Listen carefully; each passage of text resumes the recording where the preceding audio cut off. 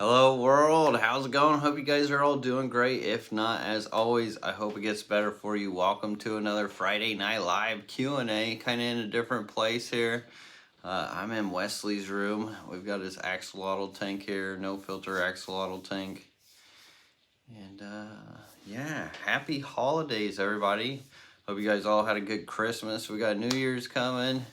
I'm excited for 2024. I don't know what y'all have planned, but hopefully it's something good and better for yourself. So, as far as this week and what's been going on, I don't really know right now. I kind of rushed onto here. I just got done eating dinner. So, hello to all you guys in the chat. I'm sure all of what happened this week will pop up and come up, and I'll tell you all about it. But Joel G, gold member, always good to have you around, Joel G. He's been around for such a long time. Joel G is definitely an OG. Gold member, 3 months, says, hello, brothers, hello, sisters, hello, Lucas, hello, fish, hello, cats. Well, hello, brother. I hope you're doing well. And good to see you. Let's see. I got a few shorts done for you guys this week. If you guys haven't seen those, haven't really been able to work on any kind of video right now because tomorrow's actually Wesley's birthday, so kind of a big day for that and for him. And his grandma and grandpa came down, which is real exciting, and should be fun hanging out with them too. And then I do got a few more shorts that will be coming out this weekend. Although I won't have a video, like full-on video, I will have shorts. I am shooting footage of what all I'm doing. There's been a lot changing in that fish room and got some lights added in there, so it's really brightening it up, and I'm excited for it. I'm excited to show you guys. Trying to remember if I had any surprise babies this week or not. There's always usually some. Tyler Fustin, thank you so much for the $5 super chat and for that order.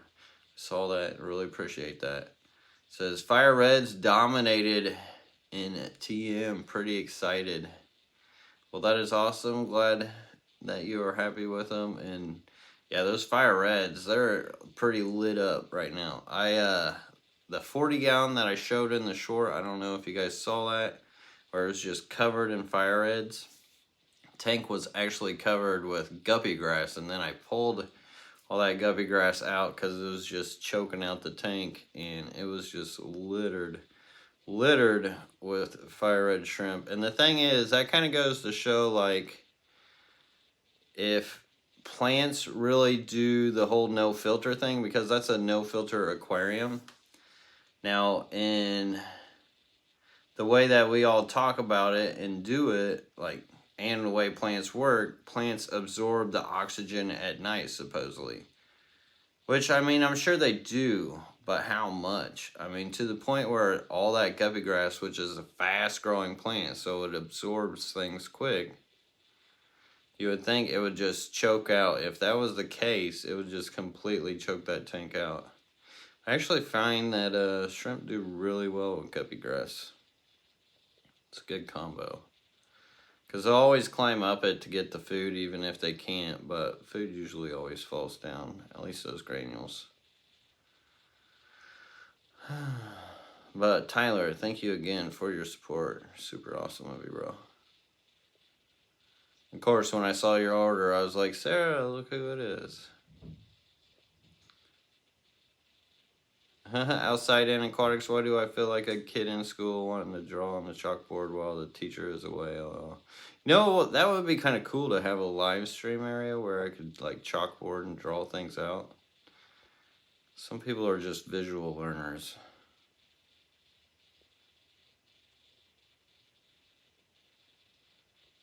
Scroll. Hello, everybody. Glad to see you all in here. Canalside Aquatic, or Exotics, excuse me, says, hey, how's it going? Thinking about getting back into breeding some fish. Is there any corridors that you can breed outside in a 70-gallon pond tub, that would do well. So as far as during the winter time, probably not so much. But when the weather is right for them, yeah, you definitely could. A big trick if you were wanting to kind of like community breed them is I would put a lot of rock on like one side of it and then sand on the other side of it. And that way they would have somewhere to graze, and then they could throw all their eggs, and then the baby corridors can go in those rock piles and kind of live out. Now the rock piles should be like at least that tall if possible. Taller the better. And I would say about yay size rock.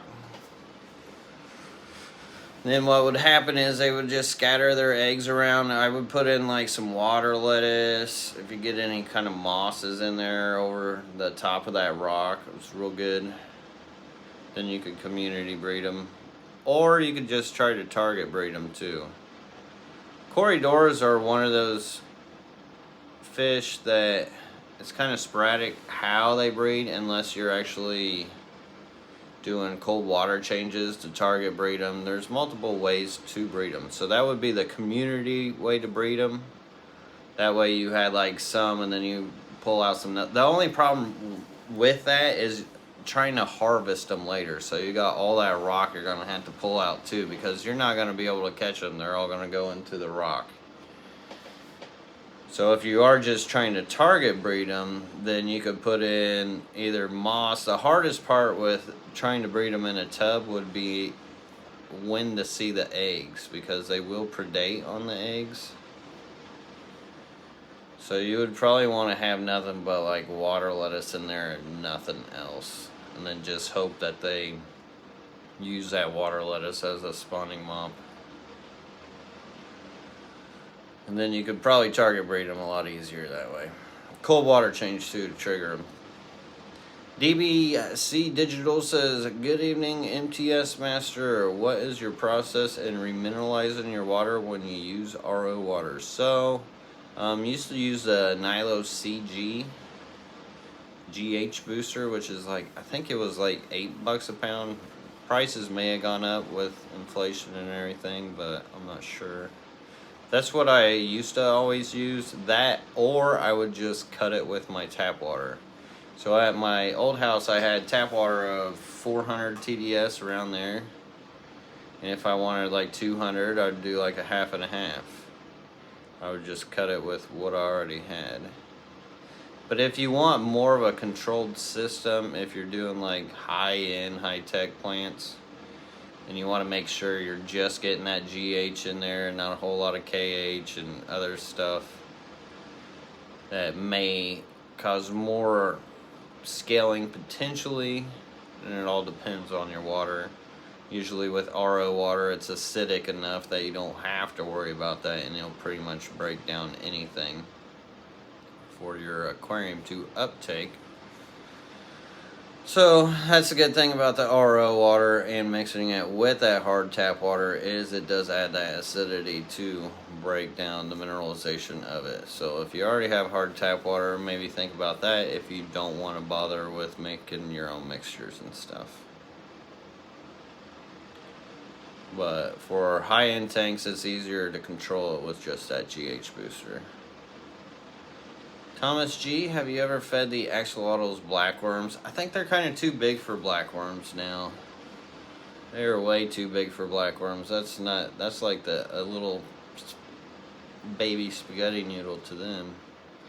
They actually have shrimp that are now colonized in there. I put some shrimp in there with them, and they have now finally had babies, and they have a legitimate food source that is natural to them in their wild habitat. Invertebrates actually make up most of their gut biome in nature. Which I will have a short that shows all that, like the babies, and I talk about it and actually show it. It's kind of, you don't really see it so much here. Maybe later we can look in there. It looks kind of, I don't know, it does not look that bad from here, but my camera on this. I think it's because Apple updated, and now for some reason my camera doesn't work for crap.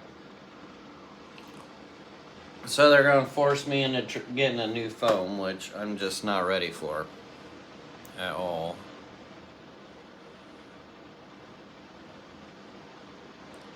Especially with some news Sarah gave me today too, which RIP any bank account money I got right now.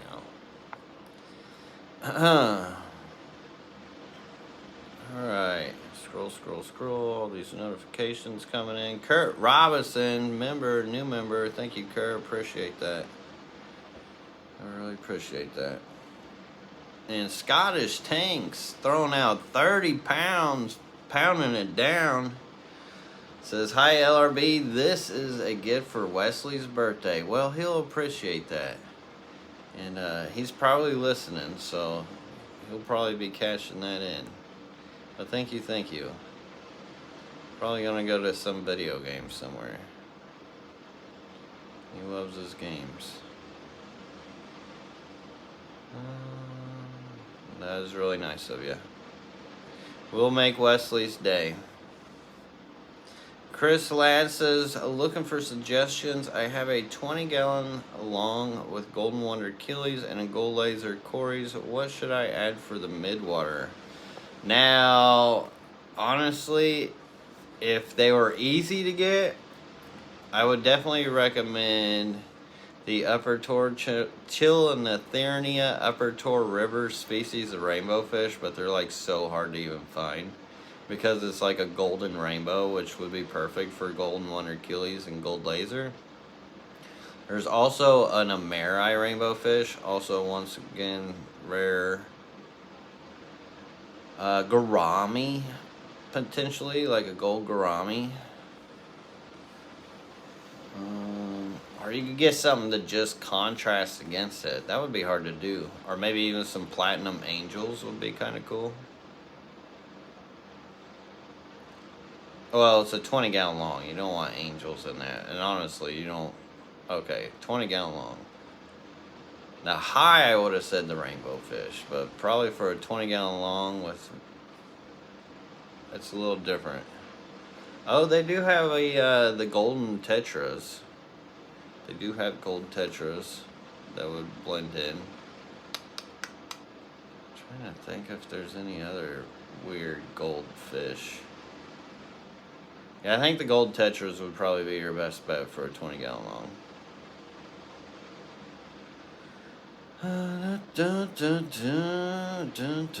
Scroll.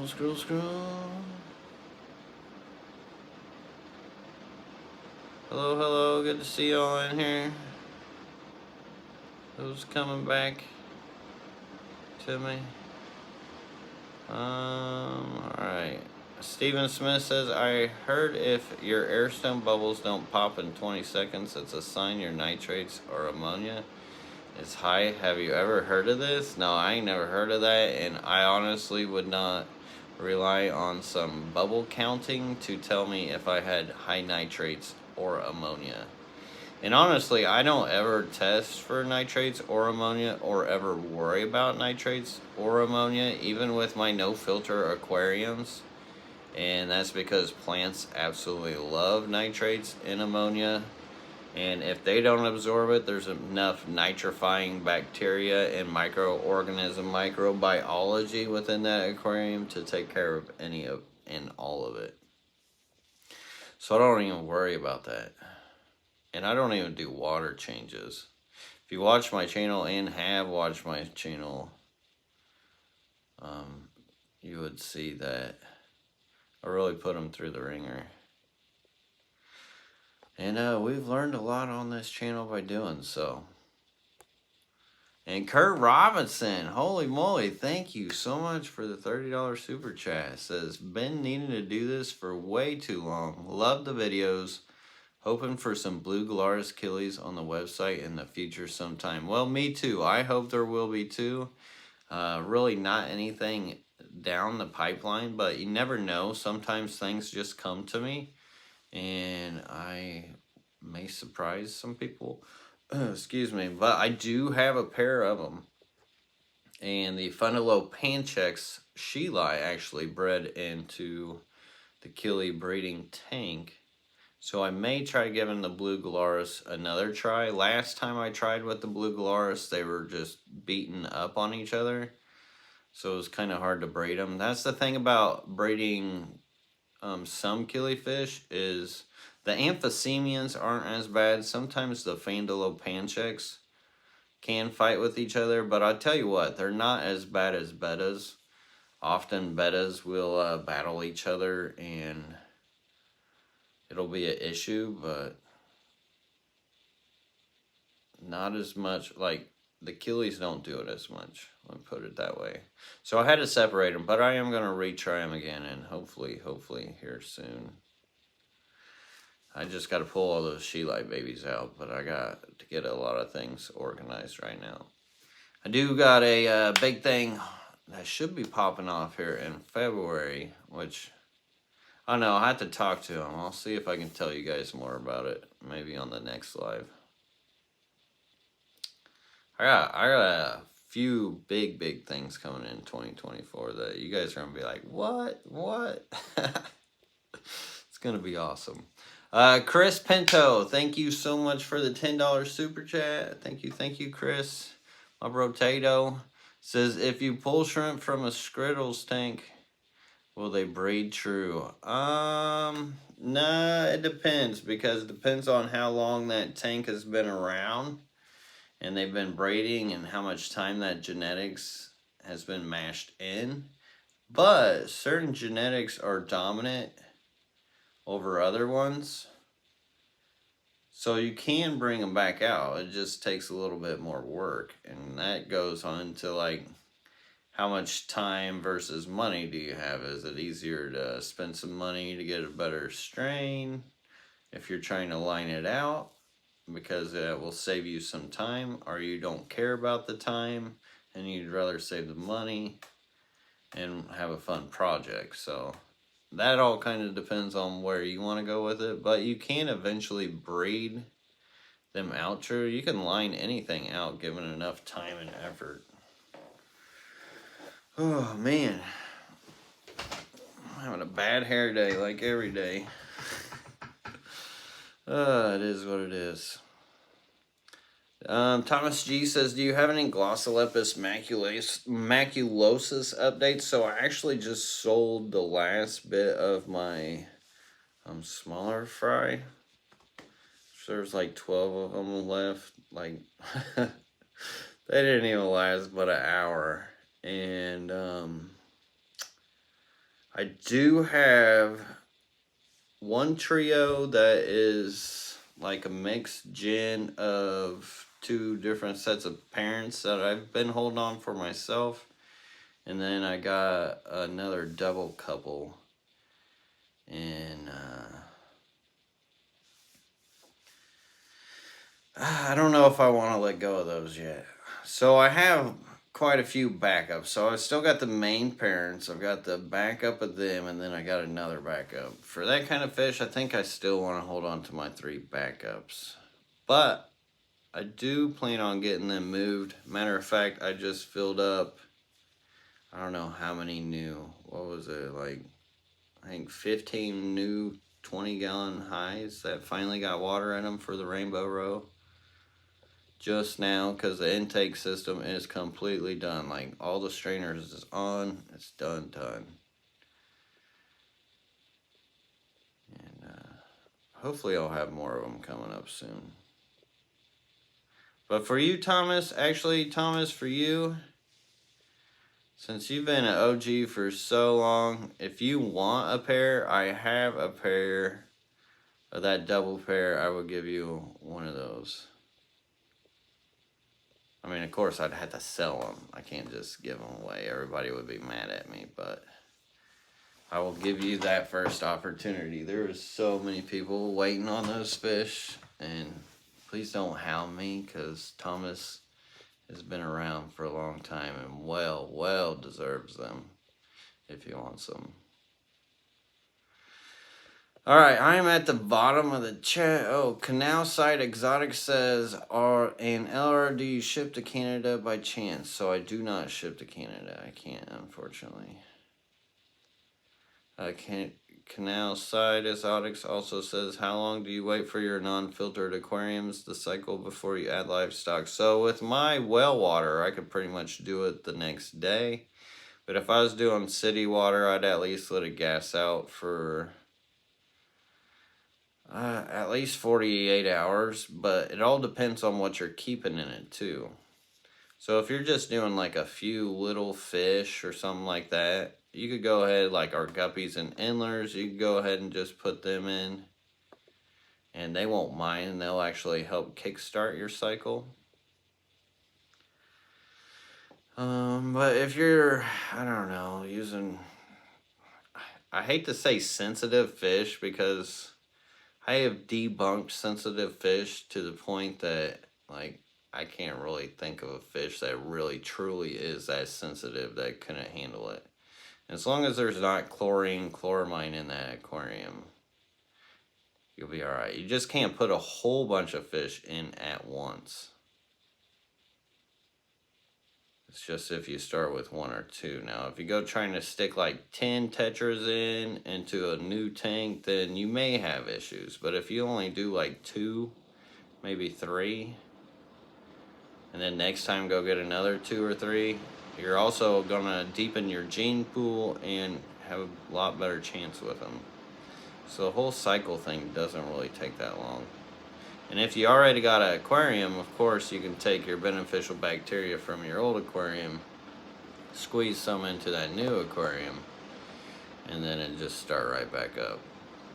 But even with my well water, since there's a lot of oxygen that comes through it, I usually let it gas out some of its oxygen too before I add fish. So I usually at least wait like 48 hours, just better safe than sorry. And of course, if you wait longer, that definitely never hurts anything. It helps season it up. So I hope that helps you. And Brandy Rutledge, my goodness, Brandy, you've been so awesome to me lately. With that $20 super chat, says I got a 75 with a generic stand. Stand sits so low. Can I put the stand on cinder block? Or not worth the trouble, suck it up and ride low. I would say suck it up and ride low, because that is mighty dangerous when you break up the pivot point of weight. So if you were to accidentally bump into that, or somebody else did, and the momentum of that water shifts at all, and it hits that contact point, especially between the abrasiveness of the cement and then the wood, plus being generic, who knows how strong that is. More than likely it's probably built out of pine, and it has a lot of potential to be very devastating, and could be if you were in the wrong position and that tank fell and cut you or something, that would be scary too. So I would say not worth the trouble. It does suck when they're lower. I don't know how low it sits for you. I'm trying to think of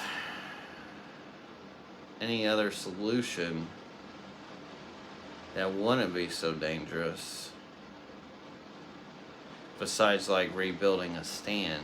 I can't really think of one right now. If somebody has any kind of solutions for Brandy, definitely let us know. I'll try to keep my eyes out for her. But thank you again, Brandy. That definitely really helps right now. And hope your movement's going well. Cameron Carter, how do you go about breeding neon tetras? So there's quite a few ways. I would honestly just YouTube search breeding neon tetras. There's so many videos on breeding neon tetras. And what people usually do is use like a mesh up underneath the tank, and then they will like feed them heavy, separate the males and females for a couple days. The males are going to be the skinnier ones, the females will be the fatter, bigger ones. And the males, they're much smaller. And then separate those, get them fed. If you could do live foods, even better. And even if you could get a hold of some Daphnia, anytime you use Daphnia, it's a full-on trigger for breeding any fish. Put that in the tank that you're going to breed them in. Put them in a tank like a 10-gallon with no light. That hardly gets any disturbance. You can even black that tank out. And then put those males and females together as a school. Like 5 or 6 of them. You can either do 2, 3, or 4 of them, however many you want. And they will pretty much breed like the day or two after you throw them into that dark tank. Then you can just pull them out, either hatch your eggs and babies through that tank or move them around into another tank, because you'll have these little tiny eggs from that. But the main part is to split and condition the male and females. Put them in a dark 10-gallon tank. Let them do their thing for 24, 48 hours. Check them for eggs.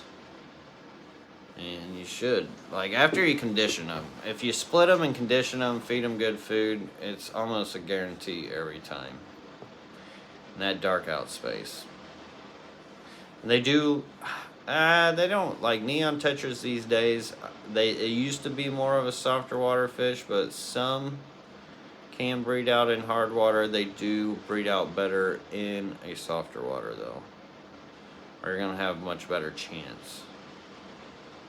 And as far as temperatures, if you get into like the high 70s, mid 80s, even better.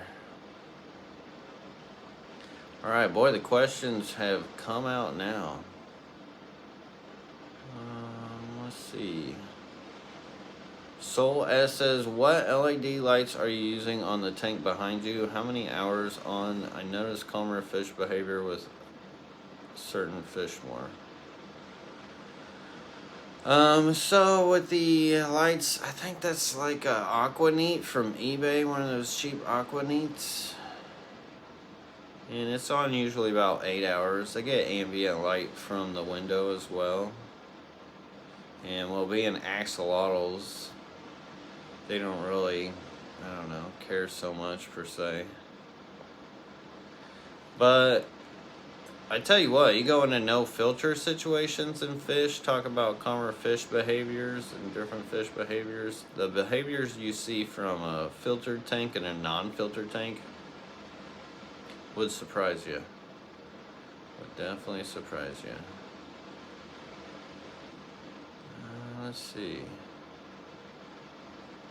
Crawford Weiss says, Happy New Year, Lucas and family. Have you ever bred corridors, Hastatus, or autocats? So the autocats have always been on my bucket list, but I never approached it properly. I even gave them a full like 125-gallon high with rocks and full-on green water and didn't have any luck, but I still didn't really know what I was kind of doing back then. I wasn't quite connected with Mother Nature. And, I mean, I was getting close to it, but I was missing, like, sticks. I think they need sticks when it comes to breeding. And I don't think my water was soft enough for them. And the Hastatus I have bred on accident with the rock piles. But still haven't, like, directly done the autocats, which I want to. I definitely want to. Thomas G, 51-month gold member, says, I'm not set up for the Glossolepis maculosus. I just like updates on good success stories. Well, they actually, I think I do have footage from just this week, matter of fact. I think I may have took some. I'm pretty sure I did. So you will be getting an update in the next video. I just don't know when it'll come out. It's not going to be this week. But I definitely think I could do it by next weekend for sure. I should have a video out for you guys. Actually, I have to have a video out for you guys next weekend, because if I don't have one out for you by next weekend, there's going to be so much to catch you guys up with. It'd make it too long of a video, so I'm going to try to catch you guys up. Danikin Aquatics, gold member, 52 months. Man, happy New Year's to you and your family, bro. Well, happy New Year's to you. You are family, bro. So I appreciate you, Danikin, for everything you do. Thank you, thank you. And can you guys hear my air conditioner? I don't know if you guys can hear my air conditioner or not, but it sounds so loud in here. I want to know if you guys can hear it. Alright, Pizza Boy 509. Once again, sorry if I'm missing any of your guys' questions too. I'm trying my best here. Pizza Boy 509 says, I remember when I was young, my uncle used to take me fishing, either water dogs as baits. Do you know what they are? So yeah, we talked about those last Friday night, and I guess they're pretty common in the States. I personally haven't really messed with them. That's crazier using them as bait. But I don't know a whole lot about them. I probably should have Googled them after you guys talked about them, but I've got so much on my plate right now, it's been crazy. I've been trying to just knock out all kinds of stuff, and it's just getting through there. I did get Wesley's trampoline built today, so that was the big thing. I got to do those dad things. Those are kind of priority.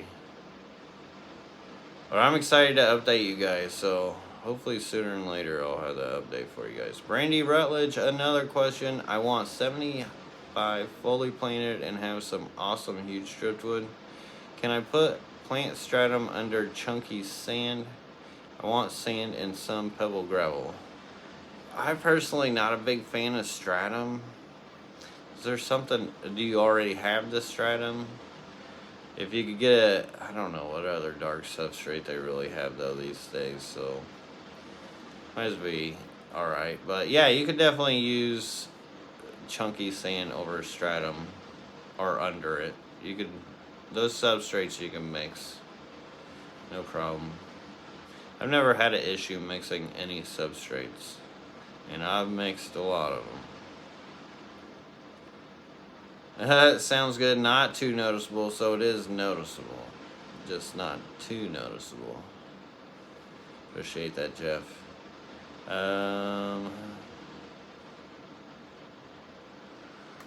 Let's see. Yeah, I can hear it, but it's not too bad. Definitely hear you over it, though. Okay. It's audible, but fine. Alright, alright, alright. Does sand choke out oxygen in the substrate? Root rot is a concern. So, I've never had a problem with sand choking or causing root rot. Stratum, I don't know. I think stratum would probably do it sooner than, no, I don't know about that. I can't really say that. I'm not a fan of stratum at all. But sand, I grow the heck out of some plants out of some sand. I'll be doing that all day long.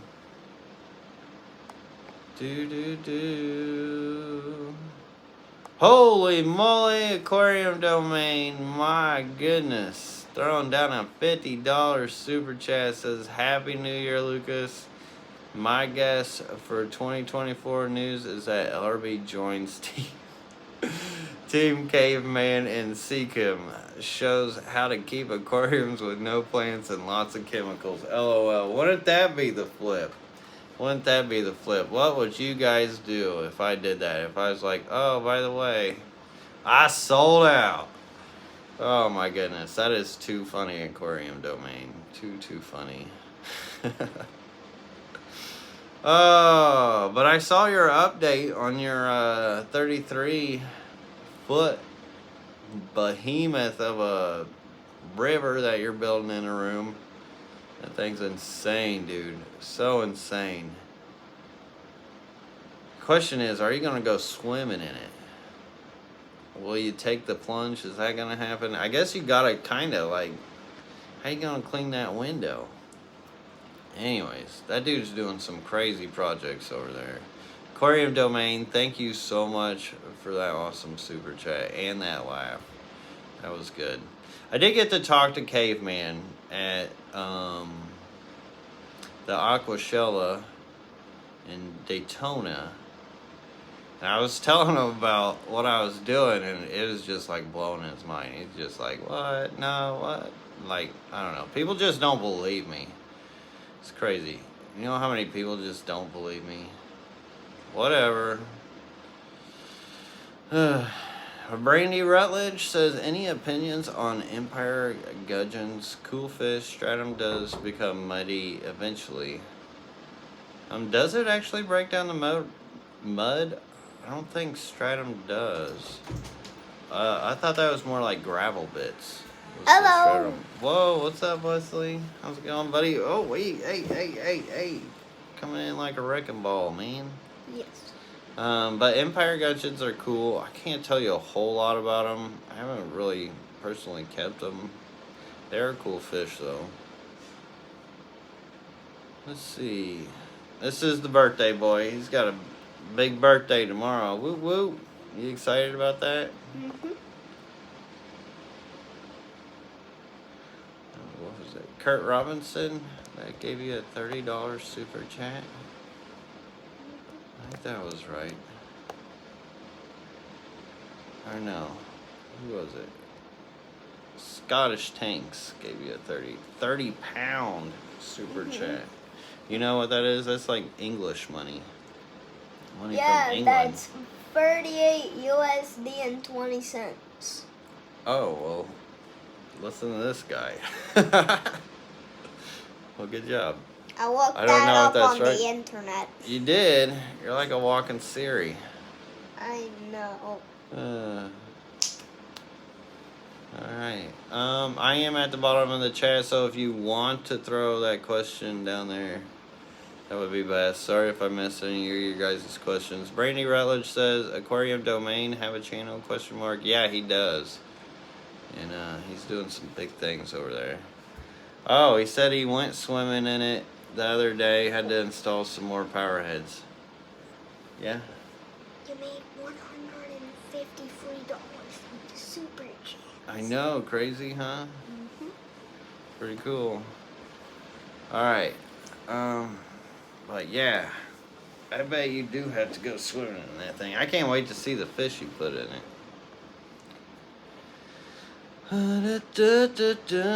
Scroll.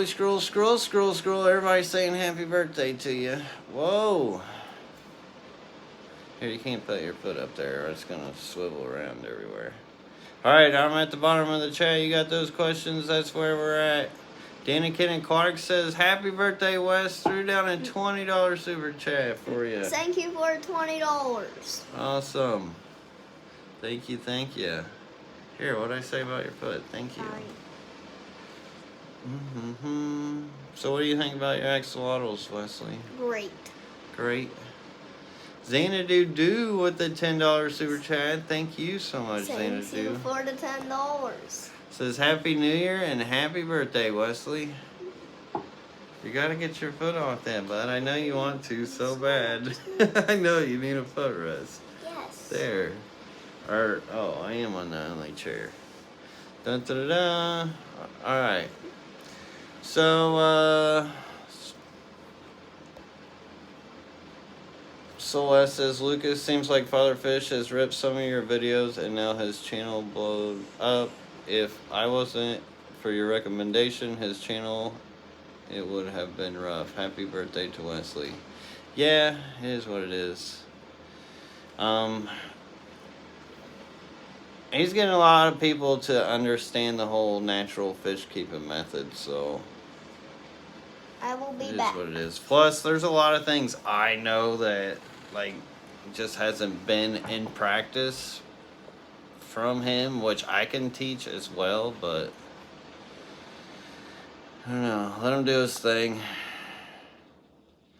Pizza Boy 509 says, just seen Corey's massive tank he's setting up. It was cool as heck.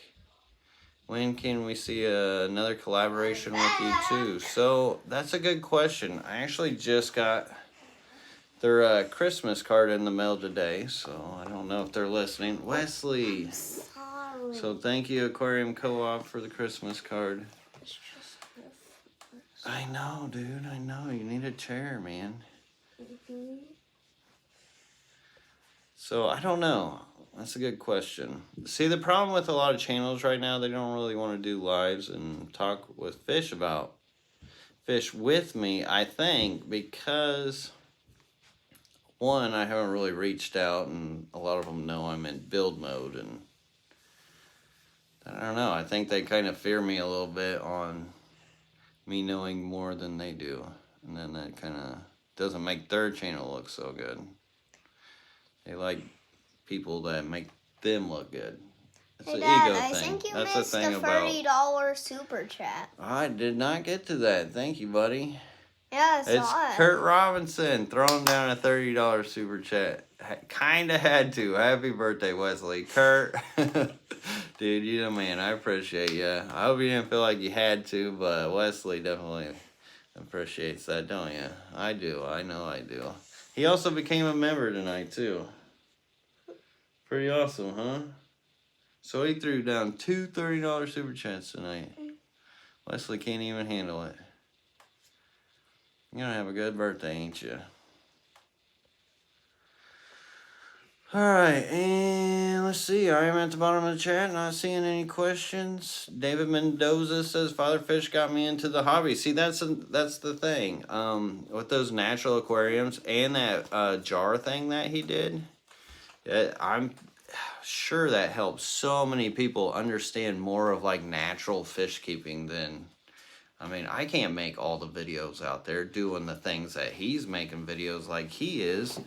So why not have a person like that does help the hobby out? I mean, as long as we're helping hobbyists out and getting them to be able to enjoy it more and like have success with it instead of like buying a bunch of stuff, like you're wanting to do all this with your aquariums, you're excited about it, and then like you're running into all these problems and it becomes more of a heartache. Like people do not want that when they get into aquarium keeping. They want it to be enjoyable and more you can connect with nature and all that stuff, and people learn that, and it makes it so much easier. And I think he does a good job at teaching people that.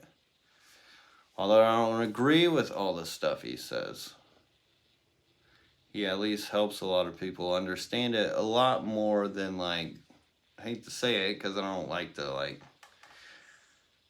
dog people, but for example, I'm not really dogging Caveman Aquatics, but what he does represent as far as like trying to blast it all out with chemicals, that's a whole different story. When you try to do that, it can be a lot of heartache. So it is good to see other people giving their different ways of keeping too. Dad, did a lot you of people miss have a $50 success. Yeah, donation? I didn't I know. just haven't gotten to it yet, bud. Okay. I did, because I was talking about what I thought was important. But thank you for letting me know. Holy moly. Thomas G. It was Thomas G, the real OG. Mm-hmm. He's been here for a long time. Long time. Throwing down a $50 super chat. 2 Shoot, years? what is it, like 8 years probably? 8 years? Yeah, 8 years. He's been here forever watching the channel. Since like pretty much the beginning. Thomas G is definitely one of the OGs. I see a little hair floating in there. But thank you, Thomas. Thank you. Alright. Excuse me. Let's see. Where are the questions? I am not seeing any. You did. Whoa, bud. You gotta quit, like, rocking that thing around, man. Sonny G says, hello, Lucas. Do I need to get organic peat moss for killie eggs, or what do I need to look for? If you're going to collect the eggs, I do recommend the organic peat moss. And when it comes to breeding out killies and target breeding them, it is a lot easier to just collect the eggs instead of just hoping and waiting that they're going to wait and breed out in another tank. I mean, it does work if you look or saw my updates on my latest killifish tank project I've been doing. Can't naturally breed them that way, but that organic peat moss works amazing. And the thing about it is you can get it wet and just keep it in a Ziploc bag, and that stuff will last forever. I had stuff in there that lasted over 2 years without any like mold, fungus issues or anything like that. Just make sure it's in a Ziploc though. Let's see. Peter says I did the reclamation jar or the resurrection jar from Father Fish recommended, and now my guppies have come down with calamina worm infection. So yeah, that's one thing that I know he preaches about, like getting free substrate, which free substrate is actually one of my biggest videos, and I was using sand from the yard, and he says to go get it from the waterways. I would not get it from the waterways because that's how you end up with stuff that you don't want. You get it from a dry area, you'll have a lot better results. But still though, you never know what you're going to pick out, and who knows where even the camelina worms, they could come from even plants and stuff. Actually, most things do come from plants, plant orders. But there's definitely a lot of wild stuff out in the wild for sure. So you never know when you're grabbing from wild waterways. But it is neat to see what comes out. I kind of like that kind of stuff myself personally. Because as a kid, I used to go collect stuff out of creeks and rivers and stuff all the time, throw them in aquariums. And I didn't really know exactly what I was doing when I was a kid. Buddy, you gotta quit spinning that, man.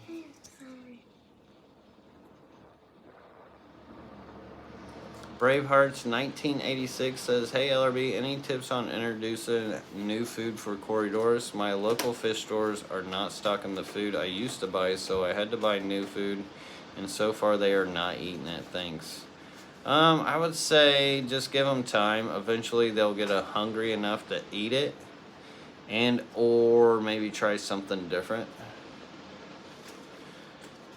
I don't know. I'm sure you try to get something similar to what you normally feed them.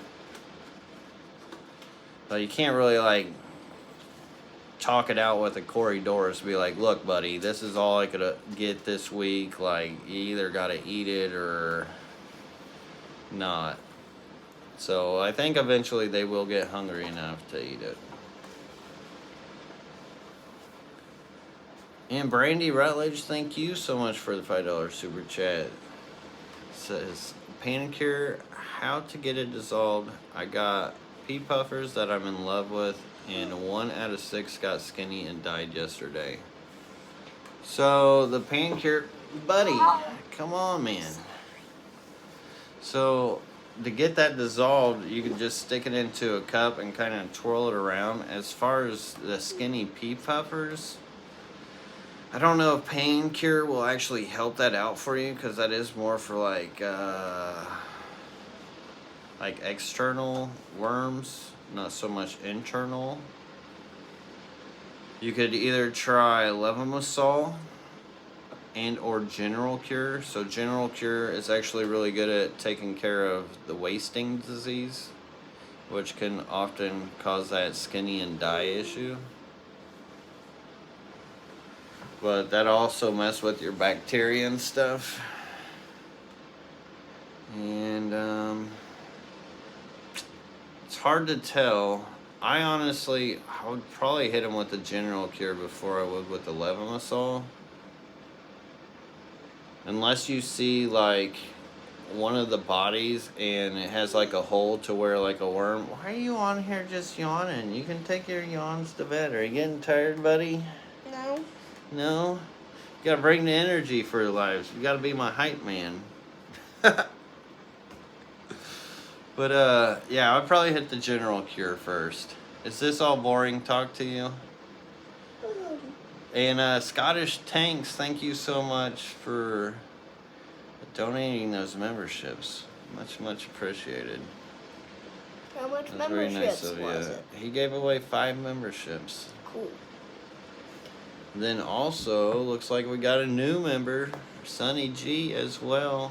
Thank you for joining, Sunny G. Lucas, what's your 3 favorite fish? Asked Randy. Randy. If anybody knows me, it's so hard to pick favorites. So hard to pick favorites. So if you were like maybe 3 favorite tetras, still be kind of hard. If you're like, you're my 3 favorite rainbow fish, still gonna be hard. Then 3 favorite killifish, still gonna be hard. So that's a really hard question. I can't tell you because too hard of a question. Too hard. That question beats me every time. Wolf Toe says, have you noticed what wood causes the least amount of clouding of water? So any harder woods, so like your Malaysian and bogwoods, well, even though manzanita is a pretty hard wood and it still can grow that like fungusy stuff on it. But fish and shrimp absolutely love that stuff, so I've never worried about it. But of course, softer woods are going to break down more into the water. You want to go see what your mom's up to? What's mom up to? Yeah, you should go see what you should go tickle her. I wish I could. I got like 10 minutes. All right, I love you, bud. It's about his bedtime. He's like hanging on. I can tell. Kurt Robinson says, for braiding killies amphicemians, do you use the cup with a hole in the top like you do for CPDs, or a spawning mop musical tank? So you could really do any of all of those. So you really just gotta pick what works best for you. Would it be easier? Do you got enough tanks to do musical fish? Complete. Mission complete. Good job. That was quick. You're a quick worker. Mm-hmm. Oh, hey, you can't put your foot on that, remember? Yeah, sorry. Okay. But I don't know if you've seen my killifish tour of Jack Heller's. So if you type in LRB Jack Heller, which is Jack J-A-C-K, and then Heller, H-E-L-L-E-R. He does a full-on walk, like we did a full-on walkthrough through his fish room, and he gives so many great killifish breeding tips and just ways that he manages all the fry, how he graduates them up, and just how he takes care of them and raises them. I would recommend that to you if you're really trying to figure out what you want to do with them. Stephen Smith says, are there any types of fish that the government won't let you have in Florida? Well, I know the Asian arowanas we cannot have that I want so bad. Besides that, I'm not really sure. I just steer away from anything like that. I'm sure there are some invasives, but not anything I'm keeping or have to worry about. It's usually in the bigger fish. Levamasol, Brandy, it's Levamasole, I think. Levamasol.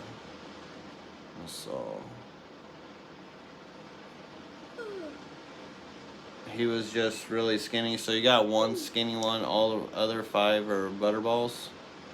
So could be, if you notice, do you notice that, like, so the thing with pea puffers is they're real territorial with each other. They could be having a hierarchy issues, and that one just may not be getting enough food because it's kind of the beta of the, you know, you had the alpha and then the beta. He might be getting over alpha. Vinci 4Fish 98. So it could be a few things without like studying the actual fish and tank. Myself, kind of harder to tell. Buddy, can you go lay in the living room or something? Why? Because you're about to fall asleep on my lap. There you go. Alright.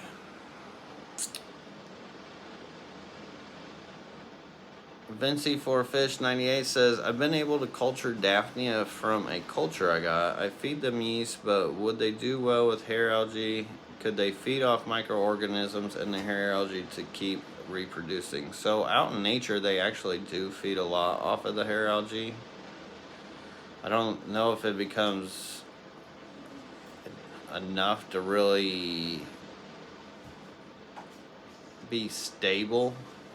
I haven't noticed, like, I do have Daphnia in some tanks with hair algae, and they never, like, take care of it all or anything like that, even if they do explode in population. It's always the green water for me. But the yeast could probably enough for you. I've never actually tried yeast. Does that work pretty well for you? Yeah, I'm definitely a rainbow fish guy. For sure.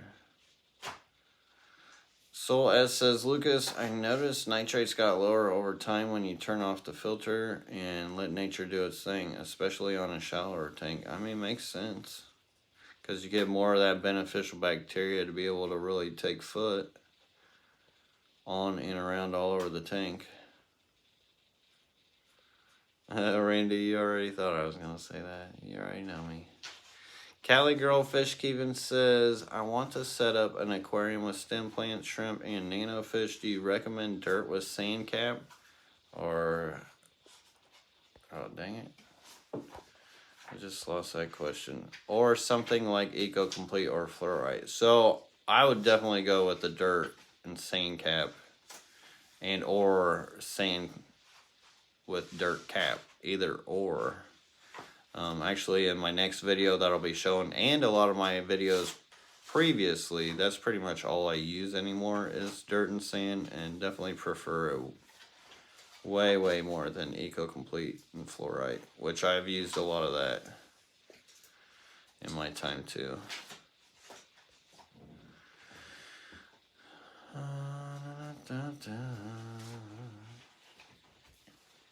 Brandy Radledge says, weird, get that med. I'm sure all got access to live worms and snails. Yeah, unfortunately, it is harder to get a hold of some meds like that, but eBay usually always has them. Pizza Boy 509 says, will you ring in the new year with the Mr. Placo song on full blast? You know what? I should. That would be legit. I was going to bring in 2024, right? That would be the way to do it. Bringing the Mr. Placo song. I thought that song was dead. I didn't know if anybody even remembered that song. That's a classic. Absolute classic. Alright, so we got about 5 minutes. Oh, here we go. JY's Aquatics says it's in Fritz XLP, or you can get it in Tractor Supply too. JY's Aquatics knows what they're doing. So I would definitely recommend what they're saying. Henry Figueroa says, did you get anything for Christmas? I got some eaten fudge. Like, literally wrapped up the fudge that was already eaten and gave it to me as a present. It's kind of tight right now, so we didn't do a whole lot of gifting between Sarah and I. Let's see, DVC Digital says, what TDS did you strive for when mixing your RO and tap water? So it really depends on what I was going for, but I always try to stay around neutral. So anywhere around 200 TDS is more neutral. Oh, I got some toothpicks and toothbrush and stuff. That's what else I got. I still play Mr. Placo at least once a month. That's awesome, Ben.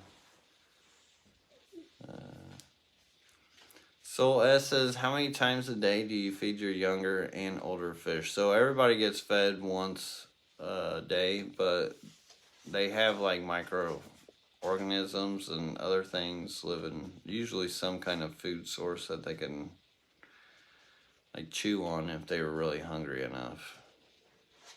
Then there's enough mosquitoes that I gotten into the barn because I have a bunch of empty tanks, and there's definitely nature in there feeding them. But yeah, just once a day. If I do anything more than that, food will sit, and you never want food to sit. If you see food sitting, don't even feed them for the next day. Rainy Relish says, are mini snowball placos easy, moderate, or difficult to keep and breed? So as long as you keep them properly, they're as easy or hard as any other fish. I'll put it that way. So I don't know their exact parameters. I'm sure something neutrals, something with driftwood. Thing with Plecos, always try to put in a soft driftwood in there, and if you can't, put in some leaves for them. Leaf litter is absolutely amazing for them because that's one major part of their gut biomes. If you really want to know how to treat your fish well, is learn about their gut biomes, and if you can match up their gut biomes, all the better.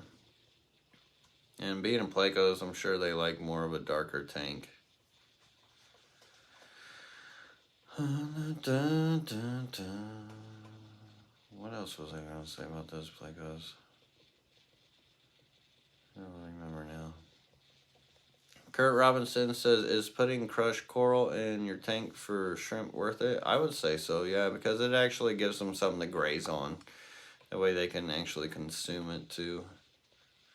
I like to put it in my Neo tanks.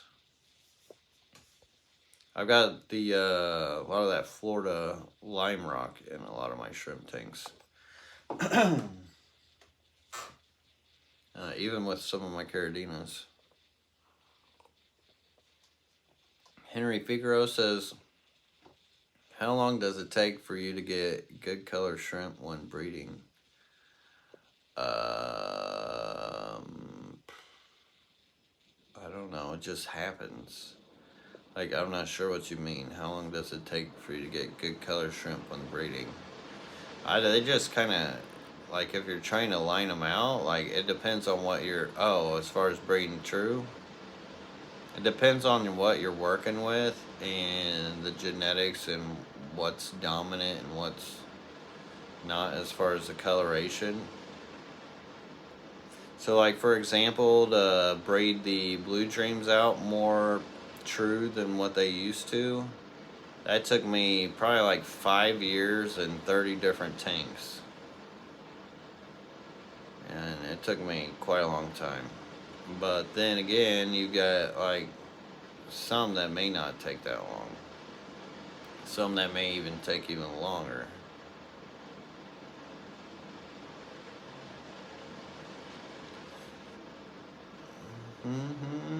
Fishy Biz, what's up, buddy? Alright, you're coming right at the end here, Fishy Biz. But I hope you guys all have a happy new year. Been to Weeki Wachee yet? I have been around Weeki Wachee area. I go down there, around there quite a bit. It's pretty neat. The Weeki Wachee area and the area that's kind of near my coast looks very similar. Florida City Fish Keeper says, any tip to get rid of green water? I have no issues at home, but the tank we were allowed to set up at my wife's work is green. Probably the overhead lights. Tank light is off for now. Yeah, they might not ever turn their lights off. So you may want to go with like a really lower, more dim light. That way it's not overlit, too much nutrients. You're going to have to water change quite a bit of that out. You could either add some cory cats, because what happens is that green water is more like an algae that will sit at the bottom and then it'll keep growing and going. But the cory cats can actually help eat that kind of stuff up. And be careful when you're trying to kill it, because if it goes from green to yellow, you're definitely going to want to do water changes too, because all that organic material starts dying, and that could create a big enough ammonia spike to count and cause problems. Don't you go calling them Caridina. You used to call them Caradinas. Caridina, Caradinas. I guess it's plural or not, singular. Caridina. Always called them that.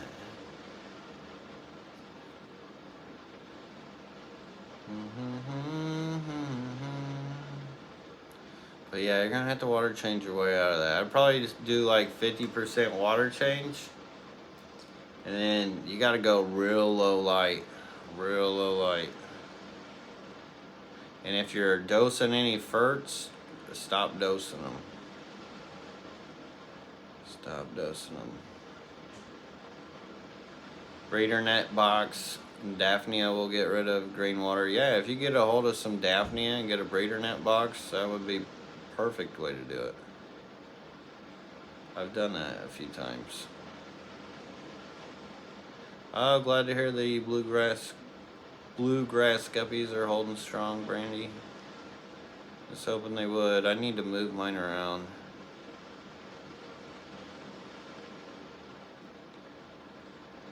Alright. Pizza boy, you just messing with me? That's fine. That is fine. I like it. Alright. But yes, I hope you have a blessed 2024 as well. All of you guys. Hope you guys have the best year. I will see you guys next year. Yeah, I'm not going to promise any lives or anything yet because I just don't know where my schedule's at right now. So, saying that, thank you all so much for the awesome, amazing support. You guys, once again, I could never thank you guys enough. You guys have been amazing to me. And I'm excited, super excited to show you guys what all is coming up in the future. So, if you haven't hit the subscribe button yet, you might as well do that because it's gonna get crazy here. And if you haven't seen the channel, go look at the videos. There's all kinds of crazy videos of aquarium keeping that you just didn't even know existed. Because we've been doing it for a long time in a lot of different ways. But I love you all. Thank you all so much. I appreciate you. Till next time. Peace. Have a great one. Do do do do do do do do do do do do do do.